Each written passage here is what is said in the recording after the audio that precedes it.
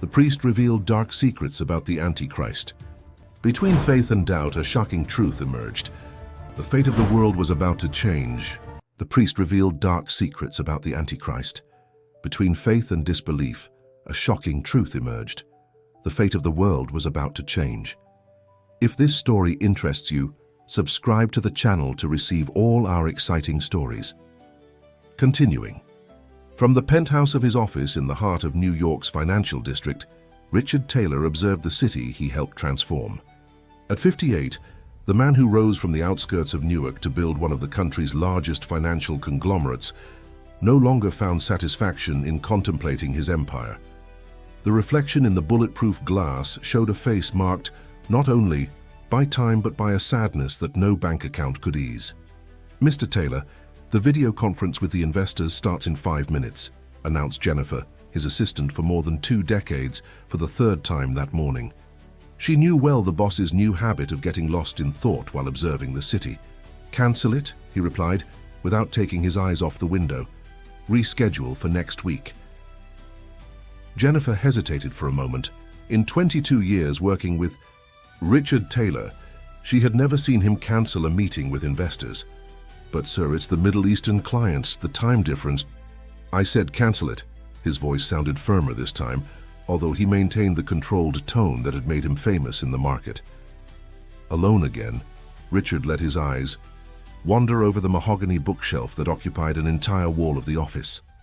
Among books on economics and business administration, a single photograph stood out. Him, his wife Elizabeth, and their son Matthew, smiling during a trip to Cape Cod 15 years ago. It was the last time they were truly happy together. Elizabeth was the first to go, victim of a sudden aneurysm that no doctor could fully explain. Matthew, who was 16 at the time, never forgave his father for being in a board meeting when his mother passed away. The gradual estrangement culminated in his disappearance 3 years ago, leaving only an enigmatic note. "I need to find the truth you never wanted to see." The businessman walked to his desk, an imposing piece of black marble, and opened the drawer he kept locked. From it, he removed a brown envelope, wrinkled from being handled so often. Inside, a single sheet of paper with a typed message: "St. Francis Church in Williamsburg, Virginia, holds the answers you seek. Go before it's too late." He had received that letter a week ago and hadn't been able to think about anything else since. Normally, he would discard it as another scam attempt, something common in his position. But there were details that disturbed him. The paper was identical to that used by Matthew in his last note, and the font, that same vintage font that Elizabeth loved to use in her work as a restorer of rare books. "Jennifer," he called over the intercom, "prepare the jet. I'm going to spend a few days in Virginia. But sir, the shareholders' meeting, arrange for all commitments to be postponed. It's a family emergency." The word family made Jennifer swallow any further argument. She knew the weight that term carried for her boss. During the flight, Richard alternated between studying documents about his companies and contemplating old photos on his phone. In one of them, Matthew smiled next to an ancient book that Elizabeth had restored, a treatise on secret societies of colonial America. At the time, his son was fascinated by the history of religious brotherhoods and their role in the early days of the nation. The landing in Richmond and the car trip to Williamsburg were marked by a heavy silence. While the hired driver navigated the winding roads of the region, Richard felt a growing uneasiness. The imposing Virginia countryside seemed to hold secrets that he wasn't sure he wanted to discover. It was late afternoon when he arrived in the historic town. The sun was setting behind the hills, painting the sky with shades of orange that made the centuries-old churches look even more mystical. St. Francis Church stood out in the landscape, its Baroque towers pointing to the sky like accusing fingers. "Wait. In the car," he ordered the driver, stepping out with determined strides toward the church. The cool country breeze carried a smell of candles and incense. Pushing the heavy wooden door, Richard was greeted by a comforting dimness. The interior of the church was empty, except for a solitary figure near the altar, a man in clerical garb with graying hair and thin-framed glasses who seemed to be waiting for him. "Welcome, Richard Taylor," said the priest, his voice echoing through the ancestral walls. "My name is Father Anthony, and I have been waiting for your arrival for a long time." The businessman felt a shiver run down his spine. How did that man know his name? And why did he have the impression that his son was somehow connected to all this? And have you ever had that inexplicable feeling that you were being guided to a specific place or moment? What mysterious forces might be operating in our lives without us realizing it? "I imagine you have many questions," continued the priest, gesturing for Richard to follow him to the sacristy. "But before I answer them, I need you to understand one thing. From the moment you cross that door, your life will never be the same." The businessman hesitated for an instant, his hands cold with sweat. He had come this far in search of answers about his son, but something told him he was about to discover much more than he imagined. Was he prepared for this truth? What decision would you make in his place? Would you follow the priest to the sacristy or turn back while there was still time? Share your opinion in the comments. To discover what secrets await Richard in the sacristy of St. Francis Church, be sure to follow the next chapter of this surprising story. What does Father Anthony know about Matthew's disappearance? The answers will begin to emerge soon. The sacristy of St. Francis Church was an austere environment, with stone walls that seemed to guard centuries of secrets. The smell of old wood mixed with the coffee that Father Anthony prepared on a small electric stove, while Richard observed the details of the room. Shelves full of ancient books, some sacred images, and, curiously, a modern laptop on a cherry wood table. "Coffee is a Virginia tradition I've maintained for 50 years, said the priest, serving 2 porcelain cups. "It helps make certain conversations less difficult." Richard accepted the cup, more out of courtesy than desire. "How did you know I would come?" "Your arrival was predicted a long time ago, Richard, just like your son's." The priest took a sip of coffee before continuing. "Matthew was here 2.5 years ago." The businessman almost dropped his cup. "My son, is he alive? Where?" "Calm down," interrupted the religious man, raising his hand. "Matthew is safe, but I cannot reveal his location. Not yet. First, you need to understand what he got involved in, what your entire family is involved in, even without knowing." Father Anthony rose and walked to one of the shelves. Carefully, he removed a book with a faded red cover, its pages yellowed by time. "Do you know the history of the Brotherhood of the Rose?" "Vaguely. It was one of the ancient religious brotherhoods. From the colonial period, wasn't it?" "Yes and no." The priest opened the book on the table. The brotherhood that history books mention was just a facade. Behind it, there existed, and still exists, a much older and more powerful organization, the Circle of Dawn. Richard felt a chill upon hearing that name. He remembered Elizabeth, his wife, mentioning something similar while restoring old books. At the time, he hadn't paid attention. "The Circle of Dawn emerged in medieval Europe," continued the priest, "but found in colonial America the perfect ground to establish itself. While everyone focused on golden land, they sought something much more valuable: knowledge. Knowledge that could change the fate of humanity. And what knowledge would that be? The ability to influence events on a large scale, to shape the destiny of people, companies, even entire nations." The priest fixed his gaze on Richard. "Have you never wondered why you were so successful? Why your business decisions always seemed to work out, even when everyone said they were too risky?" The businessman felt his stomach turn. It was true. Throughout his career, there were moments when his choices seemed almost supernatural in their precision. "The Circle identified your family generations ago," explained Father Anthony. "Your great-grandfather, who came to America as an immigrant with nothing, was the first to be chosen.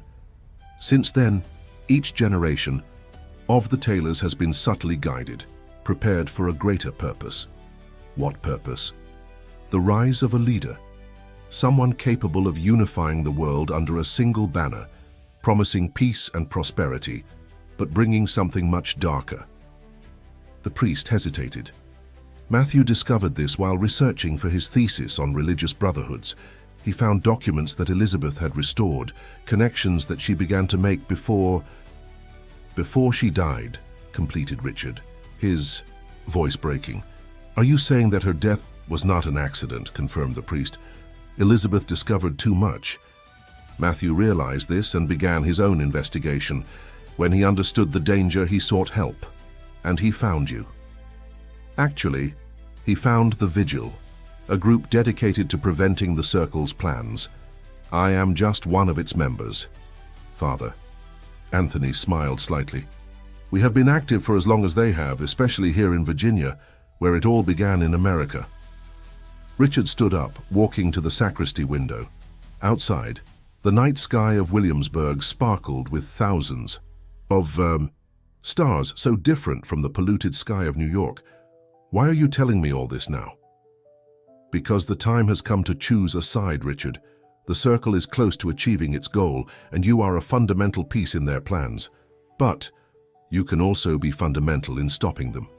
The businessman turned to the priest. How can I trust what you're saying? How do I know this isn't some kind of... His words were interrupted by the sound of his cell phone. It was Jennifer, his assistant. Mr. Taylor, something terrible has happened. The stock market, all your companies, everything is plummeting without explanation. The board members are in panic. Have you ever experienced a moment when your entire reality seemed to crumble in a matter of seconds?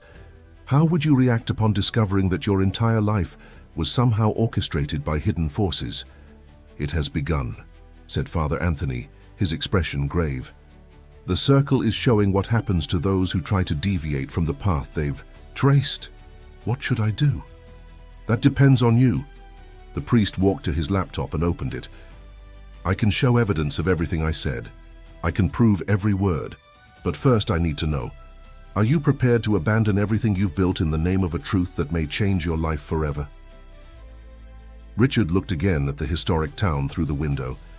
Somewhere out there, his son continued his own battle against these invisible forces. Elizabeth had died trying to expose this truth. Now it was his turn to decide. And you, what would you do in this situation? Would you risk everything you've achieved in search of the truth? Or would you try to protect the empire you've built? Share your opinion in the comments. What will Father Anthony reveal? How can Richard save his companies and, at the same time, discover more about his son's fate? To not miss any detail of this intriguing story, stay tuned for the next chapter. The laptop screen illuminated Richard's tense face as he absorbed the information that Father Anthony was showing him. Digitized documents, old photographs, banking records, and a complex network of connections spanning centuries revealed a truth difficult to accept. This is the record of the Circle's first meeting in Williamsburg, explained the priest, pointing to a document from 1742. And here see the name of the scribe. Thomas Taylor, read Richard, recognizing the name of his great-great-grandfather. But this proves nothing. It could just be a coincidence. Observe the watermark on the paper. The priest enlarged the image, revealing an almost invisible symbol, a circle crossed by sun rays. Now look at this. He opened another folder on the computer, showing the photo of a more recent document, the founding contract of Richard's first company, 25 years ago. In the header of the paper, almost imperceptible, was the same symbol. Impossible, muttered the businessman, remembering that day. The initial investor, an old British gentleman he never saw again afterward, had insisted on using that specific paper. At the time, it had seemed just an eccentricity. The Circle never leaves anything to chance, continued the priest. Each step of your rise was carefully planned. That land you bought in 2005, which seemed like a terrible deal until they discovered oil in the region. The merger with the Asian bank in 2012, which everyone said was too risky. Stop, interrupted Richard, standing up. He needed air. The sacristy, once welcoming, now seemed suffocating. If this is true, why did they choose me? Why my family? Father. Anthony closed the laptop carefully. Some families have special characteristics, a natural sensitivity to what we call invisible currents, the forces that shape events and decisions. The Taylors have always been exceptionally receptive to these currents. How did Elizabeth discover all this? Your wife was a brilliant woman, replied the priest with a sad smile. As a restorer, she had access to documents that few could. See, she began to notice patterns, connections. The circle's symbol appeared in unlikely places, linking apparently unconnected events through the centuries. The sound of footsteps in the corridor made the two men fall silent. Someone passed by the sacristy door, their shoes echoing on the stone floor. Only when the footsteps distanced themselves did Father Anthony continue. Elizabeth found something in the Library of Congress archives, an 18th century manuscript that detailed the circle's true objectives. She tried to contact me, but his voice failed. I arrived too late. Richard felt a wave of nausea. The aneurysm, an ancient technique, impossible to detect. The priest opened a drawer and removed a flash drive. Matthew found her notes. It's all here, along with the discoveries he himself made over the last 3 years. Before Richard could take the device, his cell phone vibrated. Again, it was an unknown number. Upon answering, a familiar voice made him freeze. Dad? Matthew? His voice came out trembling. Son, where are you? I can't say. Listen, you need to get out of there now. They discovered you went to Williamsburg. They're on their way. Who's on their way, Matthew? But the call had already dropped. Father Anthony quickly stored the flash drive and grabbed his cassock. We have to go. I know a safe place. Wait, Richard held him by the arm. I need to know why now. Why reveal all this to me just when the circle is close to its objective? The priest looked at him with a grave expression. Because you are the key, Richard. The circle spent centuries preparing your family, manipulating events, waiting for the right moment. You're not just another piece on the board. You're the final piece. Have you ever felt as if the weight of the world was on your shoulders? How would you handle the discovery that your destiny was intertwined with events much larger than you could imagine? The two men left the sacristy in a hurry, crossing the silent church. Outside, the night in Williamsburg seemed different now. The shadows cast by the colonial houses harbored invisible threats, and every noise could mean danger. Where are we going? Asked Richard, following the priest down a side street. To the only place in Williamsburg that the circle cannot penetrate, a location protected by secrets even older than theirs. Father Anthony guided him through narrow alleys, going up and down cobblestone hills, the true headquarters of the vigil. As they walked hastily through the historic town, Richard couldn't stop thinking about Matthew's voice. His son was alive, fighting his own battle against these hidden forces. And now finally, he began to understand the true meaning of his last words before disappearing. The truth you never wanted to see. What would you do if you discovered your entire life was carefully orchestrated? Would you continue following the traced path, or would you fight to regain control of your own destiny? Share your opinion.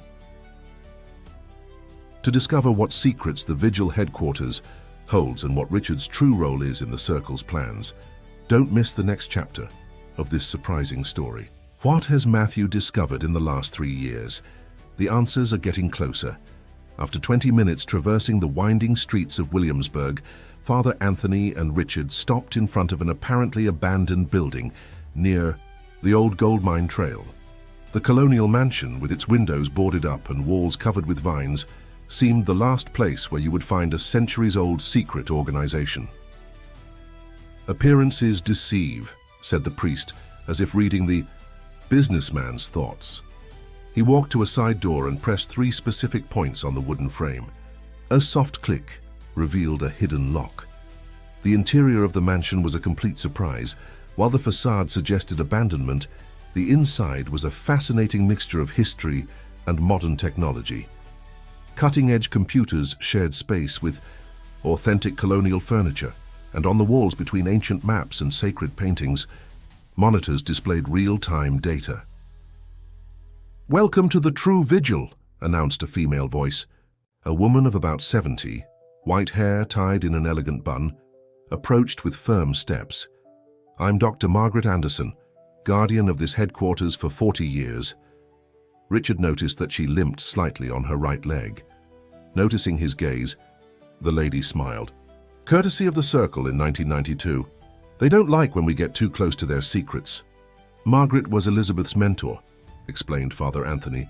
She was the first to notice your wife's talent for finding hidden patterns in historical documents.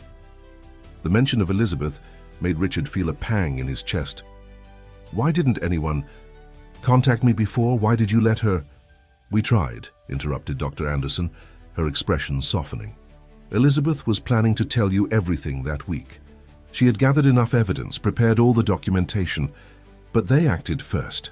The lady guided them down a corridor to a circular room, whose walls were covered with screens and monitors. In the center, a large, solid wood table displayed a holographic map of the United States, with various luminous points blinking in different regions. Each light represents a circle cell, she explained. In the last 3 years, since Matthew joined us, we've managed to map a large part of their influence network. Companies, politicians, financial institutions, their infiltration is much greater than we imagined. And where is my son now? Dr. Anderson exchanged a look with Father Anthony before answering. Matthew is infiltrated in one of the Circle's main cells in Washington, D.C. It was he who discovered the date of the event they call the Convergence. What event? The lady touched some commands on a tablet and the screens around began to display documents and diagrams. The Circle believes there are specific moments in history when the invisible currents align, creating unique opportunities for changes on a global scale. They call this convergence. And according to our discoveries, continued Father Anthony, the next convergence will happen in 3 days. That's when they'll try to use you for their grand plan. Richard sat in one of the antique chairs, feeling the weight of that revelation. Use me how? The Circle spent centuries preparing certain family lineages, explained Dr. Anderson, people with natural sensitivity to the invisible currents. Each generation they selected the most promising, guiding them subtly, strengthening this connection. Your family, the Taylors, proved exceptional in this aspect. When you were born, she continued, all the Circle's oracles confirmed. You would be the perfect receiver during the convergence. All your success in business, your incredible ability to predict market trends. It wasn't just natural talent. It was the invisible currents flowing through you. A nearby monitor began to flash red. Dr. Anderson approached quickly, her expression changing. They're here. 3 cars just entered the town. How did they find us so quickly? Asked Father Anthony, concerned. They didn't, replied a new voice. From the shadow of a side corridor emerged a young man of about 30, dark hair, and the same green eyes as Richard. I brought them here. Matthew? Richard stood up, his heart racing. Son? Dad. The young man didn't smile. His face had a seriousness that Richard had never seen before. I'm sorry, but we needed them to come. It's our only chance. Have you ever found yourself in a situation where you had to make difficult decisions that could hurt people you love, even knowing it was for the greater good? How would you handle a betrayal that actually hides a larger plan? Dr. Anderson didn't seem surprised. So it's today. Yes, confirmed Matthew. Dad, you need to know the complete truth about the vigil, about the Circle, about everything, because in 3 days during the convergence, you'll have to make a choice that will change the world's destiny, and we need to be sure you'll choose the right side. What did Matthew plan by attracting the Circle to the vigil headquarters? What is the complete truth that Richard is about to discover? Don't miss the next chapter, which will bring the exciting conclusion to this story. Now that father and son are finally reunited, what secrets will be revealed? Share your theories in the comments. What do you think will happen at the convergence? The silence that followed the reunion between father and son was interrupted by the sound of approaching engines. Through the security monitors, they could see 3 black SUVs parking near the mansion. We have 15 minutes before they find the entrance, said Matthew, moving quickly to a panel on the wall. As he pressed it, a secret door opened, revealing a staircase descending into darkness. That's enough time for you to understand everything, Dad. Richard looked at Father Anthony and Dr. Anderson, who nodded silently. Following his son down the stairs, he descended into an environment that made his heart stop for an instant, an exact replica of Elizabeth's office from their old home. "This is her sanctuary," completed Matthew, lighting an antique lamp. "When Mom died, the Vigil recovered all her research material and reconstructed her workspace here. This is where I've spent the last 3 years, continuing what she started." The view. Walls were covered with documents, photos, and diagrams, connected by colored threads. In the center, a large restoration table still held the tools that Elizabeth used in her work. "The truth, Dad, is that neither the circle nor the Vigil are what they appear to be," continued Matthew, taking an old book from the shelf. "Both sides are wrong, and Mom discovered this." "What do you mean?" "The invisible currents are real," explained the young man, opening the book to a marked page. "But they're not something that can be controlled or directed, as the circle believes. They're more like the world's own consciousness. And some people, like our family, were born with the ability to naturally sense them." From the upper floor, they began to hear voices and footsteps. Matthew continued, now faster. "The circle thinks it can use this sensitivity to shape humanity's destiny during the convergence. The Vigil believes it needs to prevent this at any cost. But Mom discovered a third truth. The invisible currents are a gift that should guide us toward the natural evolution of human consciousness, not a tool for power." Richard approached Elizabeth's table, touching her tools affectionately. "Why did you bring me here now?" "Because in 3 days, during the convergence, the circle will try to use your connection with the currents to initiate a global change. They've planned this for centuries." Matthew picked up another book, newer, handwritten. "This is Mom's diary. She predicted all of this. She knew the circle would seek me out after her death, that I would infiltrate among them, and that at the right moment we would need to all be here." The footsteps on the upper floor grew closer. Matthew quickly opened a drawer and removed an envelope. "Dad, the Vigil isn't the answer. Fighting the circle with the same tactics of manipulation and secrecy only perpetuates the cycle. Mom discovered a different path, a way to use our sensitivity to the currents to awaken this same capacity in other people. Help me. Through truth, complete transparency." Matthew handed the envelope to his father. "Everything is in here. Documents, evidence, names. If this comes to light from you, one of the most powerful men in the country, no one can ignore it. The circle will lose its power in the shadows, and people will begin to awaken to their own connection with the currents." A crash on the upper floor indicated that the main door had been forced. Matthew held his father's arms, looking him in the eyes. "That's why I attracted them here. When they arrive, they'll have 2 options. Silence all of us, proving they are exactly what Mom discovered, or accept that the time for secrets is over." Richard looked at the envelope in his hands, then at Elizabeth's reconstructed office. On the wall, a photo of her smiled, as if waiting for his decision. "And the Vigil," he asked, "how do you know they aren't part of the problem?" "Because in recent months, I convinced Father Anthony and Dr. Anderson of the truth. They understood that fighting fire with fire isn't the solution. That's why they're up there now, ready for whatever needs to be done." The footsteps were now descending the stairs. Matthew retreated into the shadows of the office. "The choice is yours, Dad. You can hand the envelope to the circle, maintaining your empire and your power. You can give it to the Vigil, perpetuating the shadow war. Or you can do what Mom discovered. To be the only true path, bring everything to light." Have you ever imagined having in your hands the power to completely change the course of history? How would you handle such a great responsibility? At that moment, the sanctuary door opened. 3 men in suits entered, followed by Father Anthony and Dr. Anderson.